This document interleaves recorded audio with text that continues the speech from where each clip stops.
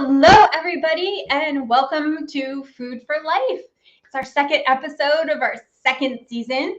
I'm hoping that means it's a good omen, 222, like everybody. How's your new year going? Are we all doing well? Here on the East Coast, it is freezing. We are in negative numbers, so I'm so jealous of all my friends out west that are telling me it's 75 degrees today. Oh, I wish I were there.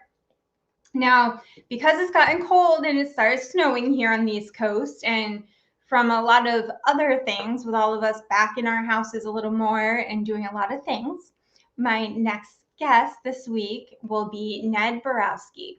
He's a chiropractor and has made a career pivot later in life. So he'll tell you about that near the end of his interview, but he's going to talk to us about, some household injuries we can get, some things, now that we got that snowblower and shovel out. I don't know about you. We don't have a garage at my house, so I'm always clearing off the cars. So is my mom. Oh boy, it's so troublesome. Now, we are just going to be right back with Ned. I'm going to show you some nice word from our sponsors, and hopefully you will tune in to hear what he has to say. From right to left, and every angle in between, know what I mean in this day and age. So many seem like they're lost inside a world and held captive in a dream. A glimpse of mediocrity, take one for the team. And even though this path is long and this place is unforeseen, gotta keep your feet moving, filling spaces in between, seeing places in your dreams. If you complacent by your means, by all means go back to sleep. The path is steep, there's no rest for the weary. If you intend to reach peaks, it gets deep. Come on, it's infinite, we still climbing, yes, y'all. And thanks for the positive vibes, but I still got a mountain to climb. Just take it one step at a time, I'm gonna ball till I fall, gonna ride till I die. I'll never give in, if I wanna survive. Not gonna swallow my pride. I'll never give up, cause when it's all said and done, is what I've done enough.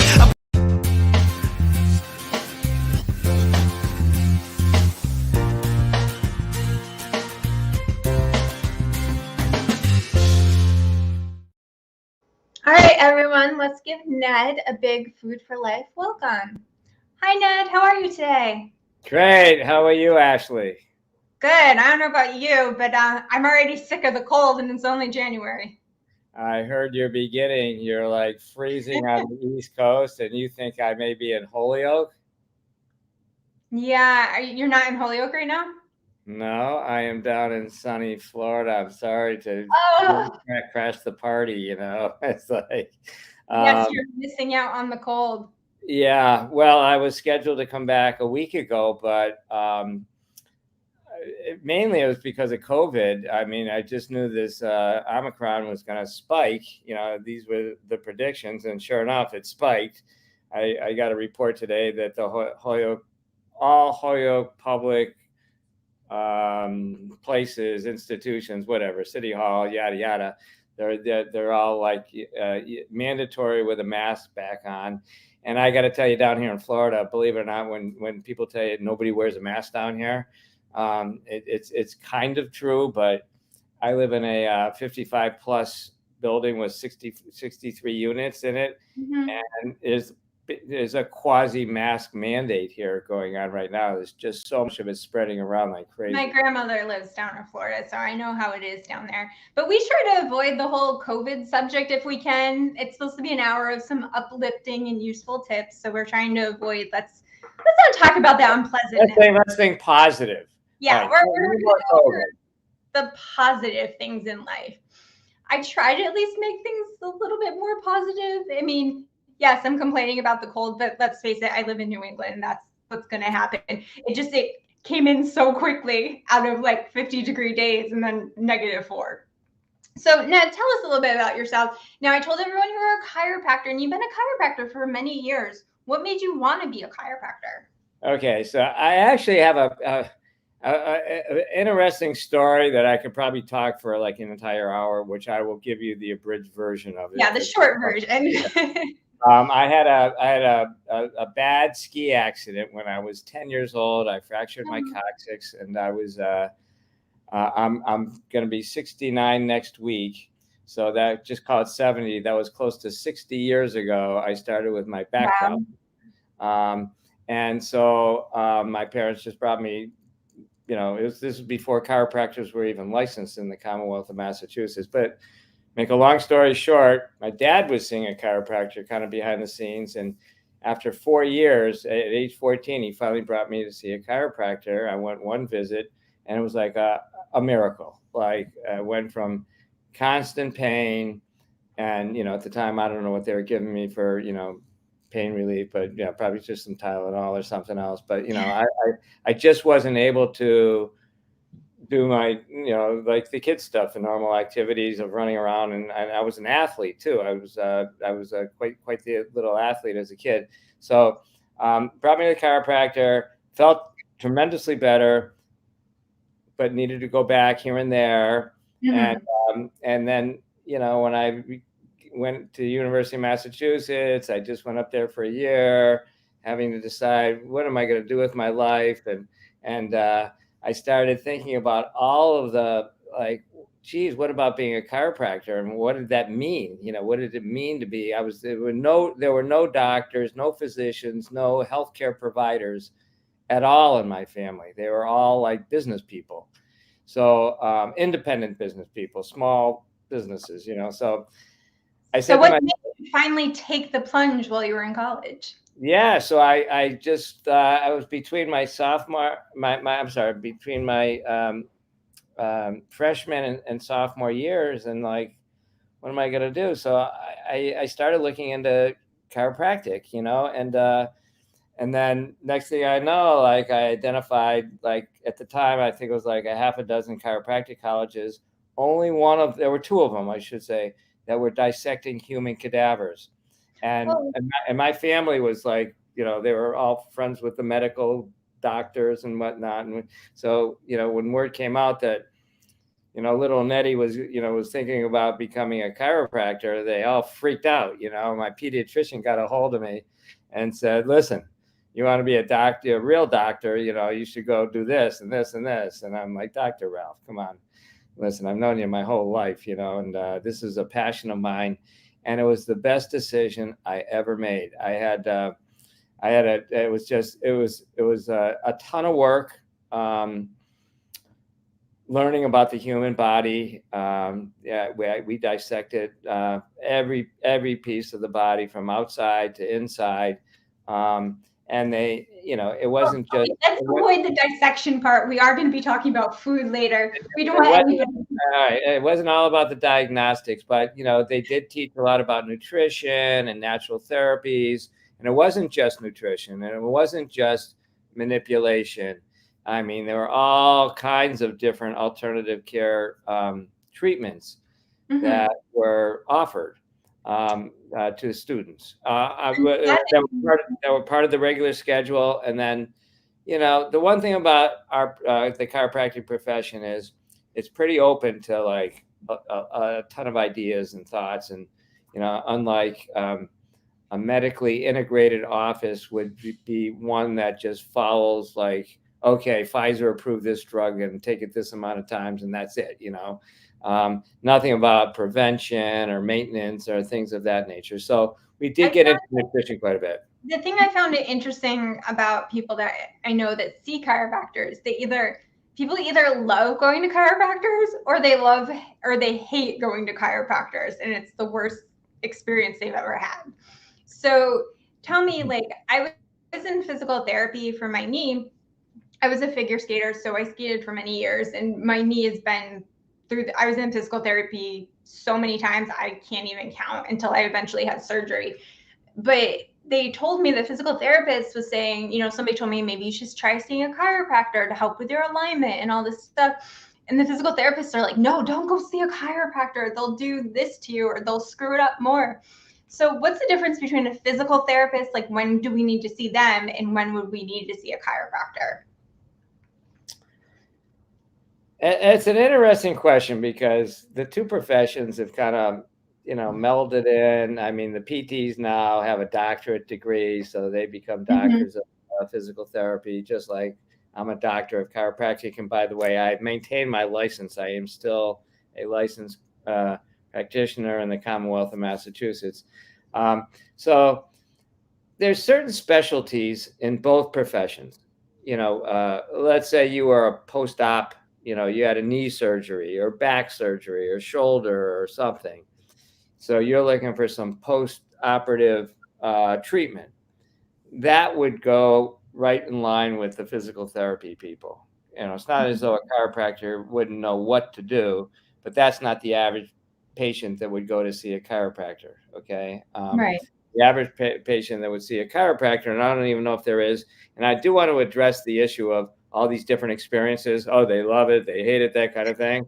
I really do want to address that issue because there is one. I even hate to talk this way, but our profession does have a problem. And I think it has an identity problem. It's almost like this country has an identity problem. We don't know what side to be on. Everybody's got an opinion. Well, I think it's also, though, not necessarily an identity problem. I think maybe it's everyone has different needs. It's like if I see some people like acupuncture, I don't like needles. I'm not going to, no matter how amazing an acupuncture is, I'm not going to go see them. But it may help one of my friends who has a similar condition. You know what I mean? I think maybe it's all in, it's like when you go to see your GP, you may have one you love, you may have one you hate. Maybe that's the kind of what you're talking about. Well, not really, actually. No. I want to bring you back and say, Okay. if acupuncture was going to help you, even though you didn't, you're kind of anxious or like you got something again, that's unpleasant or whatever. If it was going to help you and get rid of your problem, wouldn't you go and do it? Oh, I would. It's just trust me, I don't like needles, and I had to inject myself for over 7 years with my MS. So no, I'm fine with if it's going to make me feel better and I have to do it, I will. It's a natural therapy. That's all I'm saying. So I don't mean to put you on the spot there, but it's just like the problem with our profession is like it's an identity problem because chiropractors do so many things and there's different theories and philosophies versus if you went to see a pediatrician or you went to see an orthopedist. Okay, generally speaking, you could go to 10 orthopedists, and generally speaking, 8 out of 10 would have pretty much the same diagnostic workup, same therapeutic plan, whatnot. Same thing if you went to see the pediatrician, you bring your kid there, whatever it's for. You'd have a similar experience. You get, the workup, the diagnostic workup, the exam, the yada yada, and then the treatment. Well, you could go to 10 different chiropractors, and you could get not 8 out of 10, but maybe 2 out of 10 that actually gave you the same, exam and same treatment plan. So what I'm saying is there's so many different therapies out there that the chiropractic profession is not really. I'm impassioned about this because I spent 15 years on the state licensing board, and I tried to get some kind of accountability for chiropractors. You want to use the word doctor in front of your name, you should act like a doctor, and take good clinical notes and diagnostically work the patient up appropriately for whatever their condition may happen to be. The problem comes down to when, chiropractors just say, well, I'm just going to manipulate your spine and you're going to be all better. It's all nerve energy that's going to fix the world and whatnot. Well, maybe that is the case. I don't know. But in my practice, I look at the person as a whole, and then I look at them with their individual problem. Okay, so if you had a knee problem, like you're saying, I got a knee problem. Well, I would approach you as a patient, and I'd say to you, well, why are you here? And you say, well, my knee hurts. And I go through the whole history. What happened? Did you have an injury? Of course, all doctors should. Right. But I'd be there. Are you here just for your knee, or are you here, because you heard about me for something else, or what's the story? Right. So I don't know. I'll just say you came for your knee. Okay. So I'm like, okay, you're just coming for your knee. And that's all I would do. I would just work you up for your knee, and I'd give you whatever my recommendations would be. If you came in and said, well, I really am into kind of holistic healthcare, medicine, whatever you want to call it. So I'd be, I want you to take a look at my knee, but I'm interested in hearing, what you have to say about food or just good general health, practices and things of that nature. Well, that's good. That's the all around practice. Now, I did mention in the intro before we started that one of the things that, now that the cold weather is set in and we talked about how you do things, and we have snow here in the New England area, that it's time where people are getting out those shovels and snow blowers, and you hear about people all the time that their backs are hurting or they hurt themselves doing all that. Are there maybe a few simple tips you could give people so that they don't maybe end up on your table? Not that we don't want to drum up some business for you, just maybe that we can help them to avoid some simple injuries that people get. Yeah, I was prepared at the end of the show to say, if there were enough people, I would start my practice up again. I'm still licensed, I'll come up. Maybe by the end, maybe we will have a few. I don't know. I have my own back problems. I got a whole long story, which I could tell, which I'm not going to. But anyway, we could get off on a lot of tangents that way. I love call-ins. I'm going to say this right off the bat. So I'm not sure how your show exactly works, but if there are people out there that want to call and ask a question. There are, but I asked if anybody had any questions, but they don't. They're just following along, watching. They may have some personal questions that, maybe they don't want to talk about, but if they were to put it like in a general kind of thing, I love those questions, but I'll answer, you and I have been, talking, and we know we have some discussions we could have about various things. So, it's like, what recommendations can I make for people during the winter? I mean, if it were me, I'd go hire somebody to do the snow for me. Well, it's not always possible. No, if you can't afford to have that done, then you got to have it done. Maybe you should think about moving into an apartment where they do it for you. No, I'm only kidding. So I don't think that's helpful either, but yes, I suppose that is too. Well, you're asking me a question like you're going to go do harm to your body. Bottom line, not intentionally, but there's so many people out there that when they're shoveling, they're maybe not holding their posture right. Maybe it's kind of like, I find that if I spend too much time at the computer, I realize I'm leaning forward too much, and I realize that my back hurts a little bit and that I need to sit a little bit better. Or if I'm chopping for too long, I correct my posture. So maybe there's some postural things you can give people to maybe learn to shove a little better.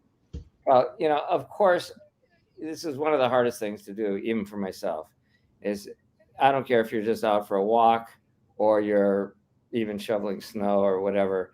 You want to engage your core, okay? Constantly engage your core. It's so hard to do. It's just like constantly contract that core, because that'll help your paraspinal muscles, your back muscles along your spine. It'll take the pressure off of them, because otherwise you're just leaning forward, stretching them out, pulling them, aggravating the whole thing, aggravating the joints in your spine, the facet joints in your back. And so if you contract your core throughout it's a little exercise you're out there. Hopefully you don't have a lot to shovel, and be smart, only do as much as you need to do, if you're anything like me, I'm like one of these overdoers. I got to do the whole thing, like, forget it, but just be smart. It's like eventually it does need to be done. And so there's also like you get into like a fall program, getting in shape, ready for the winter, knowing that you're going to be out there shoveling. So you'd want to get into some kind of exercise program. That actually leads me into my next thing. A lot of people are doing exercise programs at home.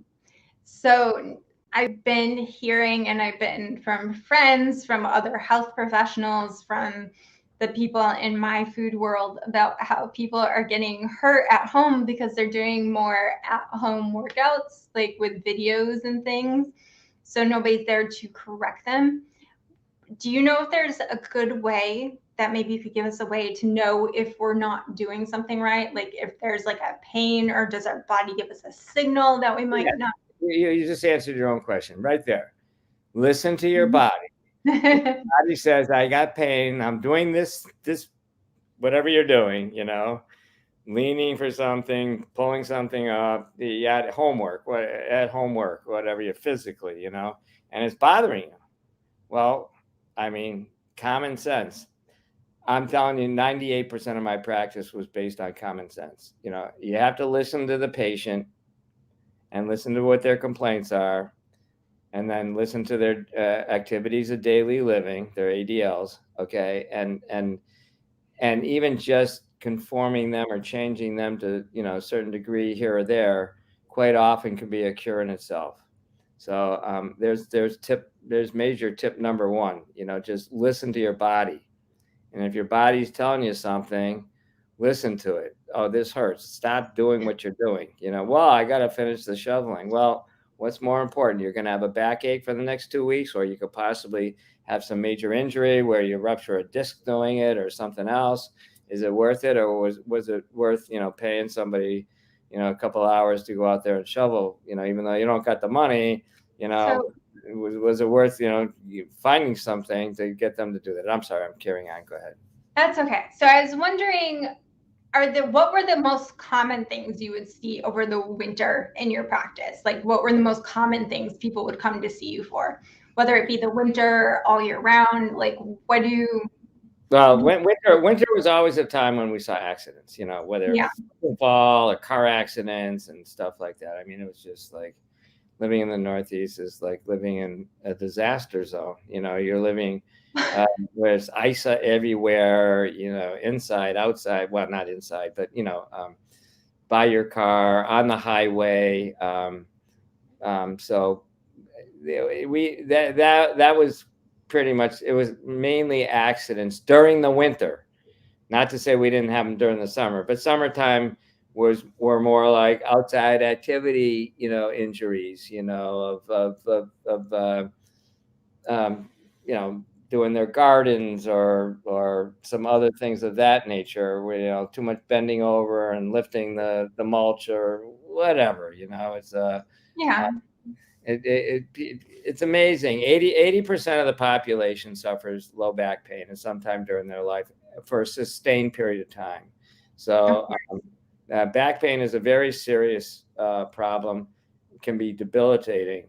And I know a lot of people that it's almost like you put a horse down because they got some injury. You got to put them down. I'm telling you, I've seen people with hip fractures and back problems. Those things will put people, I hate to say the word put them down, but put them down physically, where they just can't function out there with their friends. They can't play pickleball at my age or some, easy stuff. And here you got people retiring at age 65. They've never played sports in their life, and all of a sudden, oh, go play pickleball. Okay, oh, let's go play some bunch of golf. Oh, let's go to that. They're like, you go open a practice near some retirement community. Your practice will be full within a year. It's just guaranteed. Well, maybe we just should get them preparing for their retirement. Maybe people should prepare physically for their retirement before they start trying new activities. Absolutely. And I can tell just by the way that you're asking me the questions, a lot of the stuff is all preventative. It's like, what can I do to prevent the major problem? Because even if you did all this preventative stuff and then you still went and shoveled and did pickleball for the first time or something, and you're still going to have your aches and pains, but your recovery should be a lot faster if you're in better shape. So a good routine of good exercise, and it all depends on the individual. Some people just hate exercising, but what's wrong with going out for a 30 to 60-minute walk a day if you have time? Or -4, that may be a problem. Oh, I think I lost him for a second. I got you back now. Yeah, you're saying you're so cold there, but I have a stationary bike that I use up north when I'm during the winter, and I actually I get a better workout there. I sweat like crazy, when I and it's easy riding. I'm not like out there trying to beat the world's record by any means. I just kind of like mosey along with it. but yeah, it's I'm not sure. This is kind of going around a lot of different directions. When I first had my practice, which I started back in 1977, if you can believe that. Um, Wow. I was a big part of my practice at that time was nutrition. So what I would do is I would have my patients go home. I had this little outline of what did you eat for breakfast, lunch, and dinner, and what did you snack in between. I wasn't counting calories. I was just looking at at what they were eating. Okay, just and of course you could almost tell the volume by the time they brought it in, like how many. So I would really work on not so much the volume of eating, like I think that diet thing they got going on, the Nuon. I know it works pretty well with a Well, lot. we don't quite subscribe to diets here. We more talk about healthy eating and Yes. more balanced eating. Diets are good if you want to jumpstart a healthy regimen, but particular diets aren't necessarily good unless you have to. Okay, I'm sorry. I used a taboo word, diet. I just Yeah, we don't really like that four-letter word. Okay, all right. So I'll stay away from. And it didn't have to be that word either. It's just Yeah. a way of eating. Okay, Okay. I'm just using that as an example. But I'm sorry. I would look at what people ate, and what people ate is what their diet would be. So I'm sorry to have to use that term, but I basically Okay. I would just try to get rid of. I mean, if people would just get rid of 90% of like the sugar in their diet and start replacing it with other foods that are healthy for them, and follow some type of, they need to be knowledgeable that they're getting enough and the right nutrients, unless they're supplementing. And I'm not sure how much you talk about that on your program, but Well, there are things in life that not everyone has access to, the things that we all have and or lucky enough to. So we try to find a good balance of things.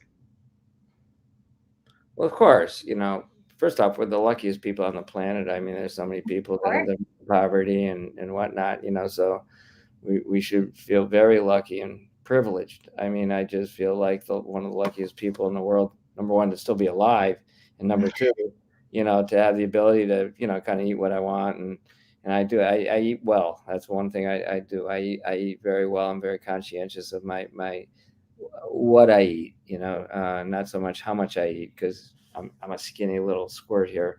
I could eat some more food, um, but I eat healthy, and I would recommend that to everybody. I'm still waiting for someone. Not you have not one not question. You have a question there? Not one question. Um, I do have a question. Let's see. No, there are no questions from the viewers, but I do have one thing. Like now, from practicing to be a doctor, I did talk about how now you talked about you have a family of business owners, and the reason that I met you was because of me owning a business and through a mutual business contact we have, because you actually now have later in your life, in your second, third, whatever act of life you want to call it, because you've done a lot of different things, Yeah. you now have moved to being a businessman and own a space called Venture X here in Massachusetts. Yes. Well, I actually bought my first building back in 1982. So I'm 40 years into the commercial real estate, owning commercial real estate. And I could talk about just that. That is the biggest part of my business life, has been commercial real estate. Only have a few more minutes, so I want you to be able to talk about Venture X. Okay. So yeah. So yeah, one thing led to another. I mean, my practice was great, and real estate was doing great, and so make a long story short, I ended up selling my practice, and then during COVID, I lost a couple of tenants at my location, and Mm-hmm. I replaced it with a company called Venture X. It's a co-working, co-sharing. It's a franchise business, and we are just being inundated with new startups. Someone like yourself, new entrepreneurs, and we have smaller offices ranging from a 1-person office all the way to a 10-person office. We have conference rooms. It was all built out during COVID. So I took all the precautions for ventilation and for other things to keep people safe within our space. It really is the future of workspace.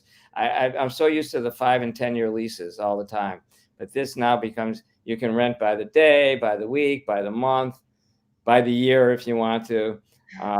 So we opened up July 1st. Things are going great. We really love it. We have a little community going on right now.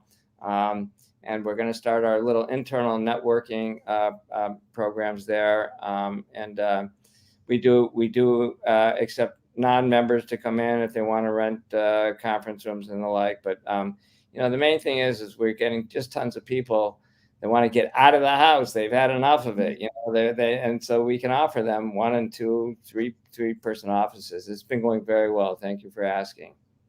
Yeah, it is a nice space. I was able to have a tour of it. It definitely is all built out with the newest things, and there's technology. So for those of us that need technology for things, I am pretty much sitting in my office right now. My office is basically a kitchen. So unless you had a state-of-the-art kitchen for me, I can't really do that. We have a little like a coffee bar with we but it's not what I would call a regular kitchen. But you're like the perfect candidate. Now you may say, well, I can't afford, I just can't afford it. Well, if you can't afford it, you can't afford it. I mean, that's just the way it goes. But we did have a 50% discount going on for the first 6 months. And now we're at 33% discount off of our normal rates. We're trying to help, what it's turning out to be is we're trying to help young entrepreneurs. Whether you're in healthcare and natural care. I mean, I've got a hypnotist all the way from a hypnotist to I've got a nurse that's doing injectable wellness care with vitamins and things of that nature. I've got a psychologist that is developing an entire network of telemed visits, and so anyway, I could go on and on. It's important right now.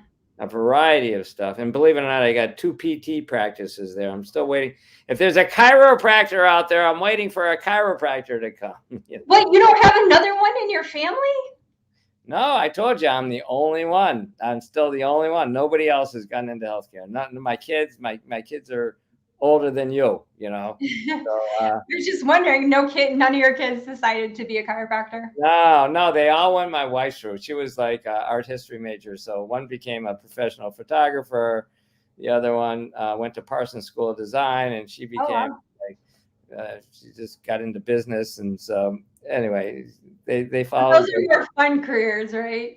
Being photographers and design. Well, yeah, they're working their tail off. They're like yeah, it's like anything else, but they really enjoy it, and they're living kind of their passion, and they had the ability. They were lucky, they could choose their profession, and they did. So, yeah, it's important to love what you do. Do you have any parting words for the audience to share about you and about anything you want to say about being a chiropractor, about maybe tips for the winter, anything like that? Well, I guess the main thing that I can just say is do your best to stay healthy and be safe. I mean, I could go into the whole COVID and vaccination thing, but I would stir up a controversy, so I'm going to stay away from that. Yeah, we don't talk about that. However, I will say that those people that are the most careful, that wear their masks, just either if you got it, you're preventing it from spreading, or if you don't got it, you're preventing it from coming on. So that's all I got to say about that. And I just wish everybody good health, and just you need to be mindful. It's a very precarious health scenario out there. We have a freaking pandemic going on. I don't think people realize what a pandemic is all about. We have how many hundreds of thousands of people have died from this already? It's unbelievable. Well, we're not going to talk about that. We just want to know a few little tips. We'll just leave it at let's be healthy and let's be safe, and hopefully everyone takes care of everyone around them. How does that sound? Sounds good to me. Thank you, Ned, for coming on, and hopefully we'll be talking soon. Have a good night. Ashley. Enjoy your warm weather. Yeah, thank you. Thank you for having me, Ashley. I appreciate it. Take care. Bye-bye. We will be right back. I have some really healthy recipes. We are going to be making a salmon bowl, and I'm going to show you how to add that into our diet to protect our bones and our muscles. We're going to be having some fun in the kitchen right after these messages.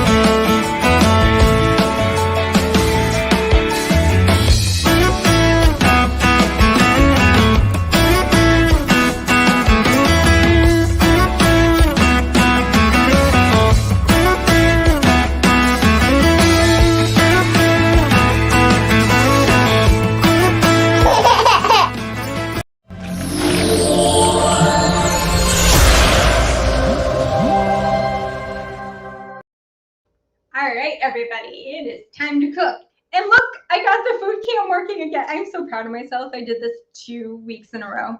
I'm wearing gloves just because my hands are cracking and bleeding so bad lately, no matter how much hand lotion, because between all the stuff I do for work and washing my hands and then stuff at home, I think I need different hand lotion. So if anyone knows of any that are really good that can help with that, send me a message. Now, I said before we're going to be making salmon bowls. Now, this is probably one of my favorite quick lunches or dinners that keep us super healthy, and they're great for our skin, our bones. We all know that salmon is one of those superfoods with the omega-3 fatty acids that can decrease inflammation in our body. Now, ladies and gentlemen, too, if you want to worry about it, too. I don't know many guys that worry about glowing skin, but salmon helps our skin glow, and it's one of the most amazing things in the world because it can help us from the inside out. I'm always saying that healthy starts from the inside out, and that is something that we all need to be mindful of. Now, if we're not worrying about what we put into our bodies, you can also make this with chicken or shrimp or whatever other protein you like. So what I did is I took a salmon fillet and I roasted it on a sheet pan. Oh, there we go. Roasted it on a sheet pan for about 12 minutes at 400 degrees with a little bit of lemon, salt, and pepper, and a little bit of ginger. Now, I am going to start with all the elements. So one of the cool things I have is I have these cute little baby cucumbers. I absolutely love them. Oh, I need to show them down here. I'm always so weird that I'm always so opposite in the camera, and I always forget and move it in the wrong direction. So these little baby cucumbers, I love them. I think they're perfect for this. I'm going to actually do a quick pickle on them. Now, cucumbers are wonderful, and I love them because they're pickled. Having them pickled, I do a nice little thin slice on them because having a nice quick pickle is really easy to do, and you can keep in your fridge for about a week. I end up putting mine, I have these cute little mason jars here. Actually, my tip about mason jars is, do you know where I find them on sale? Do you know you guys can buy them at Rocky's Hardware or maybe one of your local hardware stores?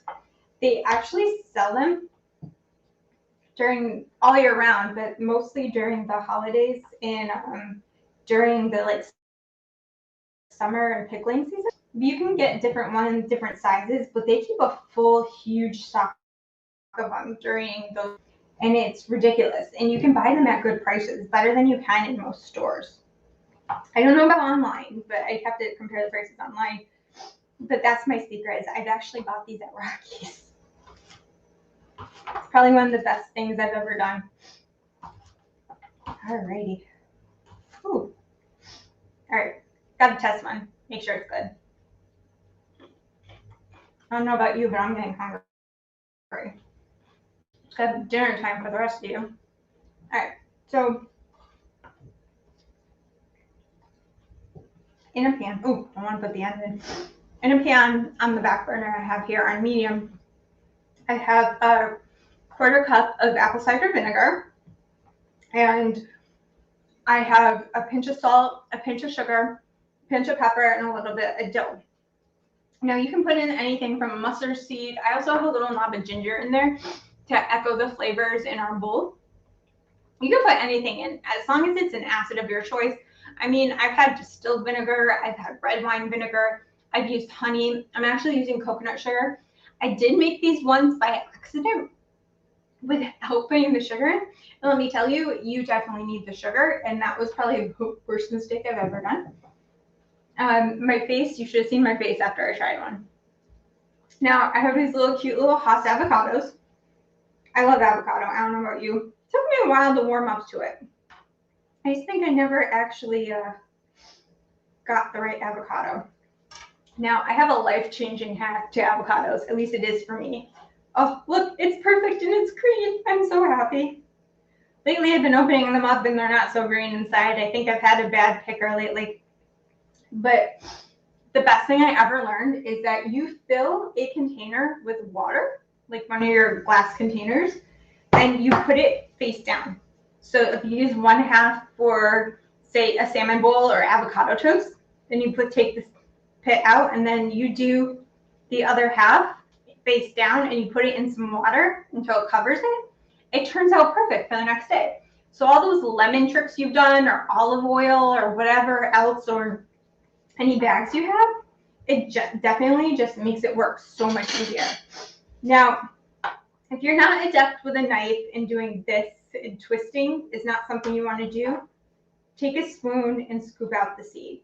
It's a lot safer, and you may not end up with a trip to the ER. I've watched too many people actually cut their hands trying to get the seed out. So we're just going to do that and put it to the side.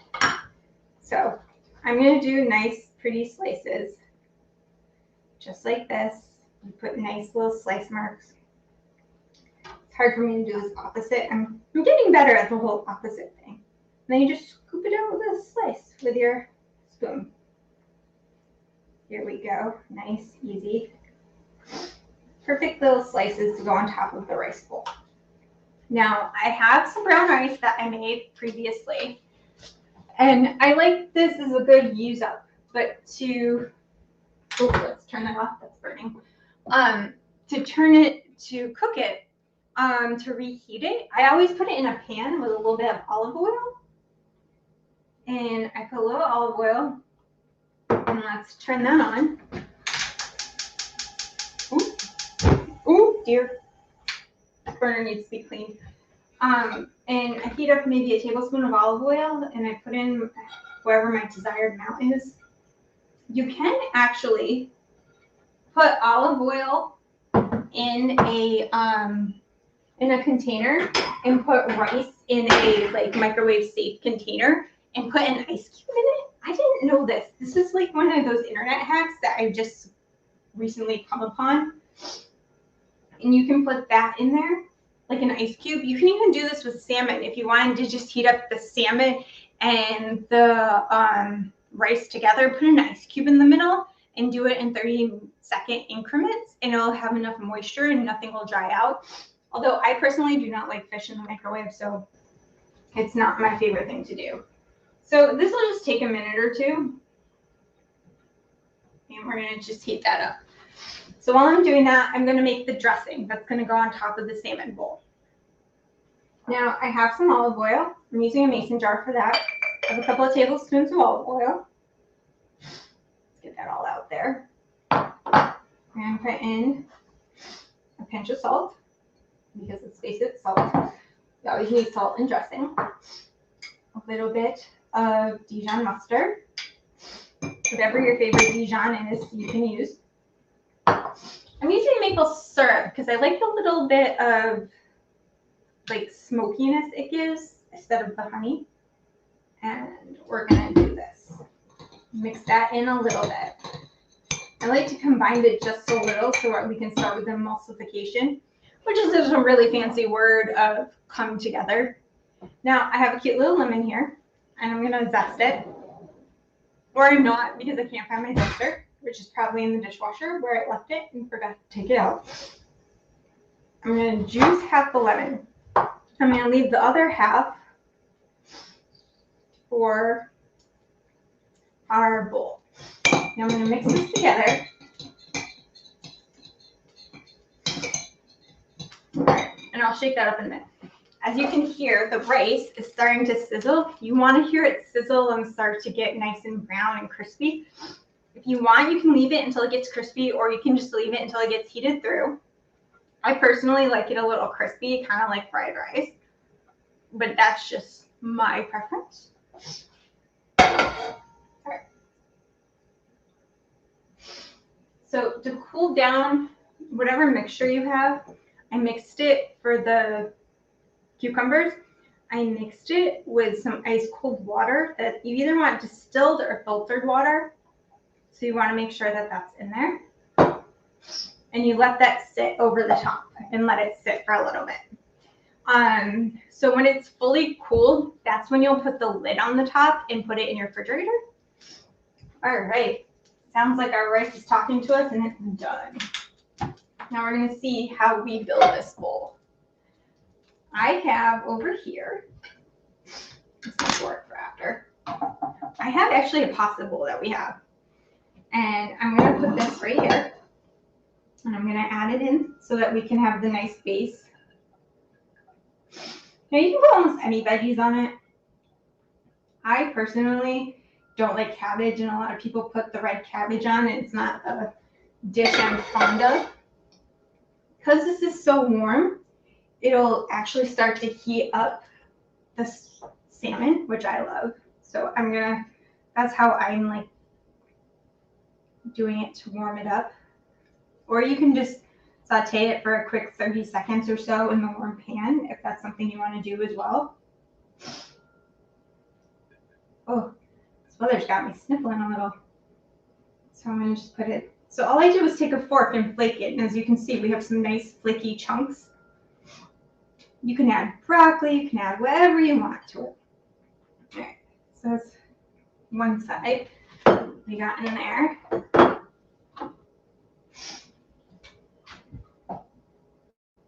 We have a little more vinegar.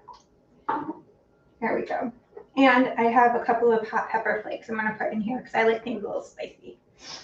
And I'm going to put a few over the top. Now, eating pickled things like the cucumbers is really good for us. It's good for our gut health, and it helps improve our digestion. It's an excellent form of antioxidants. It helps with our stomach and like the probiotic bacteria levels in our gut. And it helps with I want to say our cortisol.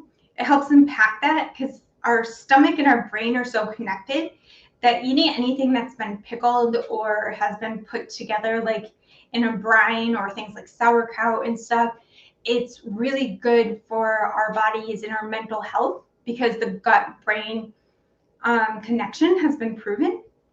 And this is something we really want to think about. Now, as far as the brown rice, so far we have our omega-3 fatty acids. We have the brown rice, which is a great boost to our immune system. It's great to lower our blood pressure, reduce our anxiety, which after everything that's happened, oh boy, my anxiety level spiked lately with it's only a few weeks into the new year and I'm already nervous about everything. But the best part is salmon that I love. It protects our bones and our skin and our muscles. So if you want to maintain muscle mass while you're trying to work out without losing anything or losing weight, but trying to build the muscle, salmon's a great thing for that. So now that I've started doing this, I'm going to go back to our dressing. So the best part of this I hope that's not too loud on the camera, is I put in everything in here, put the lid on. This is a really great part for the kids to do, is start shaking until you see it start to come together. This is emulsification. Before you shake, make sure the lid's on tight. I've done that once or twice before, and that didn't end well for anybody. I'm going to put that to the side. We're going to artfully arrange our avocados over to the side here. This is where you can get creative. Or if you want to do this for your family, you can lay everything out, like all the ingredients, and have them cut up and look pretty. And then you can do it for them. And then we have a pinch of salt over the avocado because that's what it needs. And the rest of those hot chili flakes are going to go over my avocado. Alrighty. And then I have some parsley here. Normally I do flat leaf parsley, but the only thing I could find in the store the other day was Italian curly parsley. So we're going to put in some parsley. Parsley is actually a natural breath freshener, if you didn't know. They give it to dogs, actually, to help them with their breath. Alrighty. We'll do a little squeeze of lemon over the salmon. And now we're going to add on the dressing over everything. Just a nice little drizzle. And I'm going to get the fork to pull out a few of my cucumbers that have been sitting over here. Now you can put scallions, you can top it with sesame seeds, you can top it with nuts, you can top it with whatever you like. That's up to you. This is probably one of my favorite bowls. I will mix it all up. This will be my dinner for the evening. I hope you guys enjoyed everything and you learned a lot today. I hope to hear from all of you soon. And hey, message me if any of you know about that hand cream.